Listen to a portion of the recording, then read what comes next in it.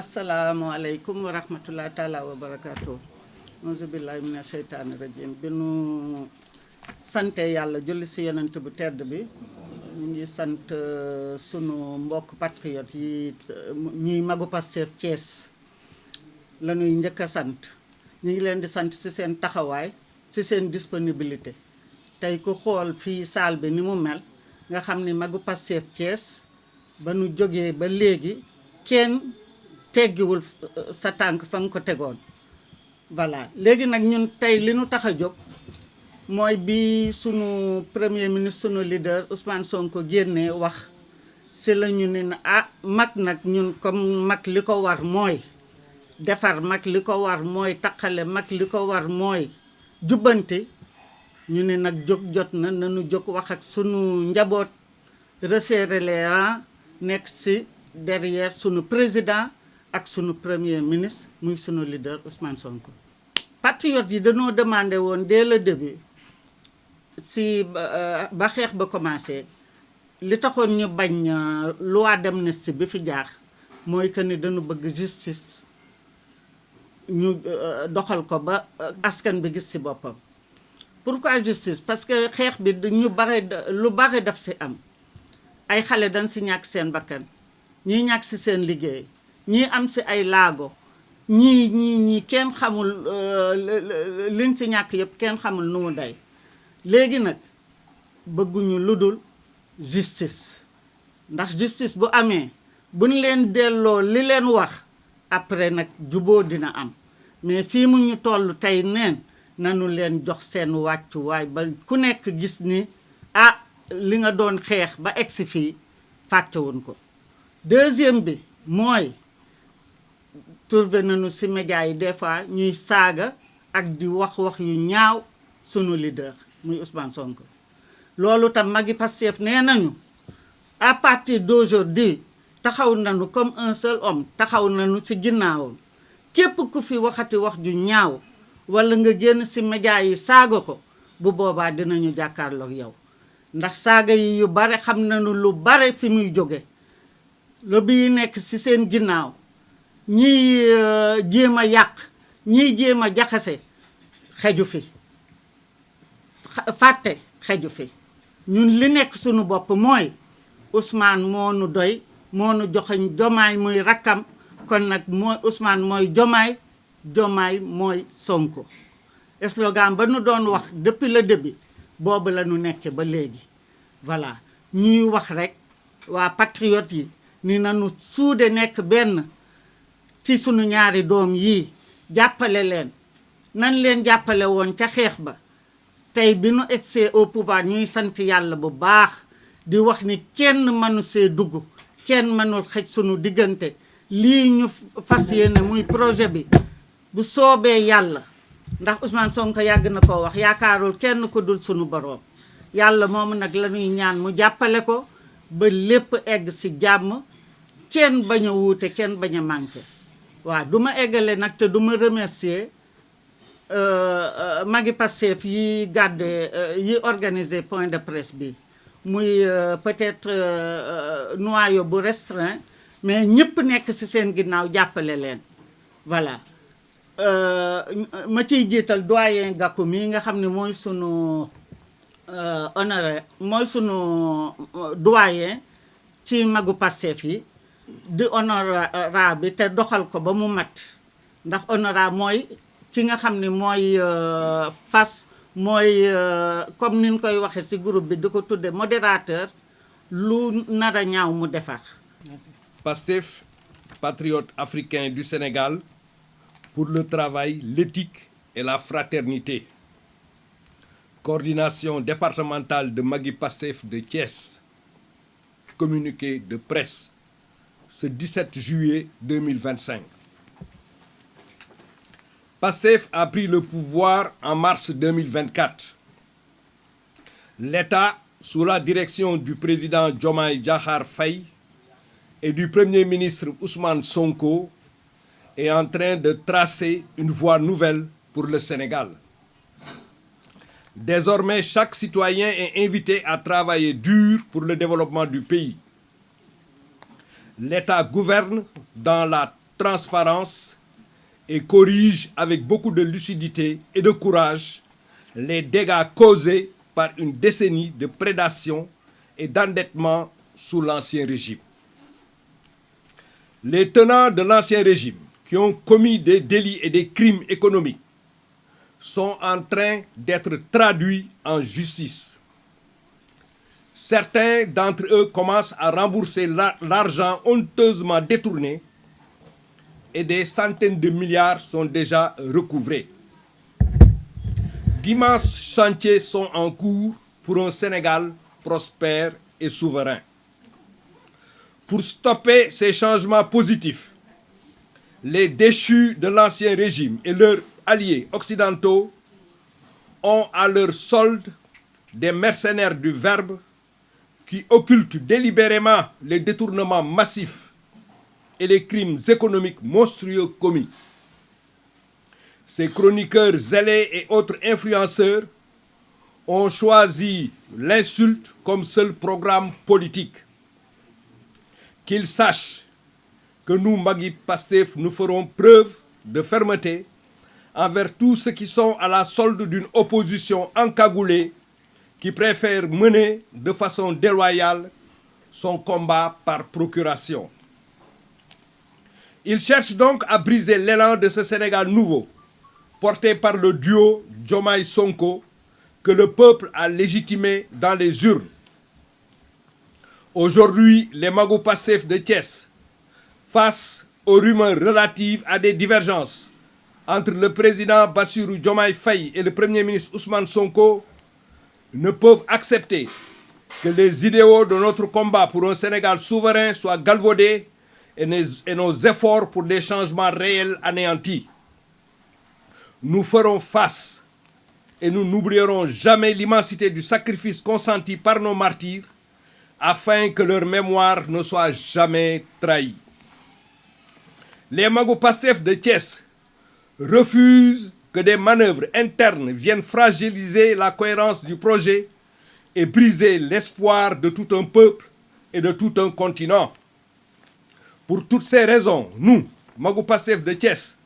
nous appelons au calme, à la retenue et au sens des responsabilités. Nous exhortons tous les patriotes à préserver l'unité,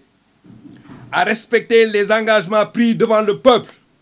et à ne jamais perdre de vue que le projet est notre ligne de mire et notre seule et unique boussole. Nous lançons un appel solennel à tous les patriotes pour resserrer les rangs et défendre le projet, incarné par Ousmane Sonko, qui a été de toutes les luttes, parfois même au péril de sa vie, en passant par les moments sombres de la répression, des calomnies et de l'emprisonnement. Ousmane Sonko est toujours resté droit et généreux. En vérité, il est l'architecte et l'âme du projet. Il a droit au respect et à la considération. Ses pouvoirs, à notre avis, doivent être renforcés. Nous, Magou Pastef de Thiès, nous invitons le président Diomaye Diakhar Faye, le Premier ministre Ousmane Sonko et tous les patriotes à resserrer les rangs vers les orientations majeures du projet pour le triomphe des valeurs que nous prônons et qui nous ont coûté si cher. Nous invitons le président de la République, Bassirou Diomaye Diakhar Faye, et le Premier ministre Ousmane Sonko à conjurer au nom de la patrie les démons de la division. Puisse Dieu Tout-Puissant préserver l'amitié entre le président Diomaye Faye et le Premier ministre Ousmane Sonko. Tout pour le triomphe du projet, tout pour l'unité au sommet de l'État. Vive le Sénégal, libre, prospère et indépendant. Je vous remercie de votre aimable attention. Asalaamaaleykum mbooloo mi waa Pastef yéen ñëpp maa ngi leen di nuyu ci jëmmi Ousmane Sonko ji tax ngeen tase fii tey maa ngi leen di nuyu waa Pastef Kees maa ngi jóge ba Touba Mbacké dama doon dem Tamba mais bi ma nijaayam woowee dama ne xol du jàpp ñaar mënuma bëgg a dem Tamba di doxi sama yitte yi ma gën a ñor mooy jëmmi Ousmane Sonko fu ma ci woo ba mu badaxul ma dem ma daal di refuser sama dem ma xëy ñëw li ma naqari naqari nañu bëri fii ci Sénégal parce que dañoo amoon président bu iñaan bu soxor bu bon muy Macky Sall mu ànd ak jabaram ñu nuy def loo xam ne kenn mënuñu ko fajal ci àdduna jooy nañu ba sonn kaw ak suus mënuñoo fexe ba mu faju yàlla indi ku ñuy wax Ousmane Sonko yàllaa ko yónni kenn yónniwu ko suñ boroom a ko sàkk ñëpp na ko demal Sénégal lijjantil ma sama doom aadama yi fa toog mu ñëw bi mu ñëwee Macky amul lu mu defut Ousmane Sonko ñun Touba Mbacké gii ma jógee ku fa takkub sër wala bàyyi peel wala jaaykatu bitig wala jakarta wala saret ñëpp Ousmane Sonko lañ bëgg Touba Mbacké gii ma yeewoo ku fa bëggut Ousmane Sonko rek sa poos a diis borom poos yi diisee nag ak kilim ya ak or ya ñoom bu ñu Ousmane Sonko ndax seen grade wàcc na boo dee gobi da ngay bëgg avancement ñun gobi lañu ñu bëgg di avancer rek di ànd ak Ousmane mais grade ya toog fee bu ñu sañoon Ousmane du mas a yéeg ci état ndax yàq na seen activité yëpp ñun nag man mii toog di jee astuli man dama bëgg Ousmane Sonko te yàlla tax yàlla xar sama xol bi ba mu jeex def ci Ousmane Sonko dara mënu koo dindi buñ bokkee ndey ak bàyyi sax boo ko bëggut demal ma dem xuloo naag ñëpp ndax Ousmane Sonko damay dem ci police Touba ba toog fa di saaga Macky Sall man jee dem communauté rurale taxaw fa di buub xale yu ndaw yi nga xam ne dañoo bëgg identité ak bindu te mayuñu leen ko Macky Sall woo gaayam yëpp na leen ko ña leen booyi bu kenn am identité bu kenn am kayitu juddu ma taxaw di ko kaas di ko rayante ci arrondissement Ndam ba xale yu bëri dama leen doon bind su ma wooyee booyi police yi ne ko nekk leen nit kii dafiy jógee ànd leen ak Ousmane Sonko booyi na ma maire loolu la ñuy def may yéegal booyi duñ leen wàññi identité yi may jëli booyi duñ leen wàññil may jël sama xaalis Assane Mbacké mu nga ca Touba mu ngi may dégg damay dem wuti ay prénance ci Diomaye Faye ne ko bu Diomaye luppee Ousmane sonn bu Diomaye luppee mukk ndax Ousmane génn ci kaso bi ñuy daw di jël suñu xaalis di jëli taxe dem di wuti ji ay nit prénance bi amul lu ma ci defut taxman bu ma xam ma woola na la dabal wuti ji ay identité ndax Ousmane Diomaye mën a gañe Ousmane Sonko génn dem naa ba Bogo xaw ma fuy Bogo ay lawbe yun jooy na ñoom dañu bëgg Ousmane Sonko wateel ko rek lañ bëgg ma ne leen man xaw ma Bogo waaye ñëw leen gaare taxe ndek ñaar fukki kilomètre ak juróom la muy daw mu ne maire yi waxante wuñu woon gi pay ma ne ko xoolal pay gi teg ko noonu ma danaa la remplir sa kii essence ba mu ñëwee ma woo sama doom mu ne ko demal gaari ci pala essence tel ñu rootal la sa gasoil loolu nag buñ ko defee ñu xeexal Ousmane ba Ousmane téye réew mi ci boppam li ko tee dem mooy Mame Mbaye Niang ca Macky Sall moo ko lal plan ak Antoine Diome ñu lalal Ousmane Sonko ndëgg sërëx ba mënta dem mbooloo moomee mu am nag mu bañ a perte moom it mu ne nañ ko wiiree Diomaye buñ ko wiiree Diomaye sama rakk la te sama rakk du ma yàqal dana mel ne maa toog ñun ñëpp ñu bàbbeeku dimanche ca fajar ku ne ngega naa yoga sa identité bi daw wateel Diomaye kayitu Diomaye yaa ngi ni ma denc ku ñëw ma ne la kii ngay wateel borom sikkim bi mu nga ca fond ba bul bañal jëlal benn xob rek continuer bul ci jëlaat ka ngay wër nga ca fond ba mu dem ca fond ba jël Diomaye kon bu ñu demee ba Diomaye toog tey ci palais bi li nga xam ne mooy premier njukkal Diomaye Faye mooy mu jël Ousmane Sonko ñooñu nga xam ne daa ànd ak ñoom ñu koy wax dugg na fii génn ñu fii bu doon moom rek ak njabootam gi du nekk président ci kaw suuf Ousmane Sonko moo tax Diomaye Faye nekk président la mu waxante woon ak moom nag kon amul lenn lu war a dindi loolu moom Diomaye Faye waaw nee na ñoom nee nañu Diomaye ak Ousmane dañoo réeroo googu nag nekkul ci Ousmane ci Diomaye la ne Diomaye moo war a fatt buntam bi xam li ko tax a toog ca fauteuil ba mooy mbooloo mi topp Ousmane Sonko mu wiire ko kon Diomaye na delloo si xelam mi dégg nga gis nga Sénégal gi yàqu woon na ba Diomaye ak Ousmane bokk kat manuel kon xam na lan mooy yàq Sénégal bu ko bëggee déglu da koo neex. mais réconciliation la dégg nga bu ko maa ngi ñëw rek lu mu moom nee na daal Diomaye jubóowut ak Ousmane Sonko ñun loolu nag moo ñu naqari ñun ñi nga xam ne ñoo topp Ousmane Sonko te bu ñu toppee Ousmane Sonko ba mu amum mbooloom yàkkal ko Diomaye kon Diomaye bu bëlbatikoo ñu wax jubawut ak Ousmane Sonko ñun dañuy naqari du ñu lekk du ñu naan ñun fu Ousmane féete suba ba ngoon foofu la ñu féetee man am naa juróom-ñaar fukki at ak juróom-ñaar Ousmane Sonko bu ma wooyee na ma maire Dieye ci naaj bi nga yendu ba jant so ma ne ko naa fi fanaan fii man su ma wateelee Diomaye Ousmane Sonko laa wateel Ousmane Sonko yàq sama adduna ci yërmande ak jub